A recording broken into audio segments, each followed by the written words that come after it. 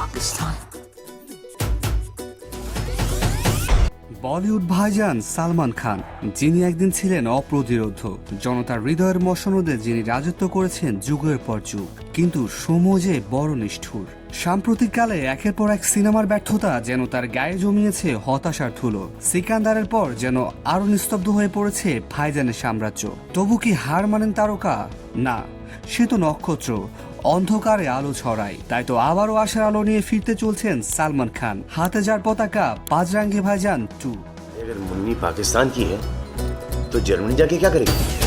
2015 সালে কবির খানের পরিচালনায় যে সিনেমাটি শুধু বক্স অফিসে নয়, মানুষের হৃদয়ের মঞ্চেও জয়লাভ করেছিল, সেই বাজরাঙ্গি ভাইজান। ভাষার ঊর্ধ্বে উঠে ধর্মের দেয়াল পেরিয়ে এক ছোট্ট মেয়ে আর এক বড় হৃদয়ের মানুষের যাত্রা ছুঁয়ে গেছিল কোটি প্রাণ। জাতীয় চলচ্চিত্র পুরস্কার জয়ী সেই সিনেমায় এবার ফিরে আসছে সিকুয়ালে, আর তার নৈপথ্যে সেই পুরনো জাদুকরেরাই। শোনা যাচ্ছে বিখ্যাত চিত্রনাট্যকার বিজয়েন্দ্র প্রসাদ আর পরিচালক কবির খান এবার একসঙ্গে বসেছেন গল্প লেখার টেবিলে। কিছুদিন আগেই সালমান খানের সঙ্গে বৈঠক করেছেন বিজয়েন্দ্র প্রসাদ। পুরনো গাথাকে নতুন মোড়কে ফের তুলে আনার তোড়জোড় চলছে। যদিও চূড়ান্ত ঘোষণা এখনো আসেনি, কিন্তু বলিউডের বাতাসে গুঞ্জন শিগগিরই শুরু হবে বজরঙ্গি ভাইজান 2 এর কাজ।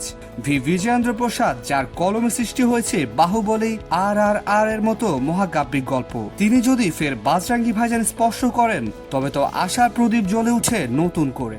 अब तो हम मुन्नी को खुद उसके घर छोड़कर ही आएंगे। ভাইজান কি পারবেন তার হারানো রাজত্ব ফিরিয়ে আনতে? বজরঙ্গি ভাইজান 2 কি হবে সেই বন্যিশিকা যে আবার জ্বালিয়ে দেবে তার ক্যারিয়ারের প্রদীপ? সময়ের উত্তর সময় দেবে। তবে দর্শক জানে, ভাইজান যখন ফিরে আসেন, তিনি একা ফেরেন না, সঙ্গে নিয়ে আসেন ভালোবাসা, আবেগ আর নতুন ভোরের প্রতিশ্রুতি।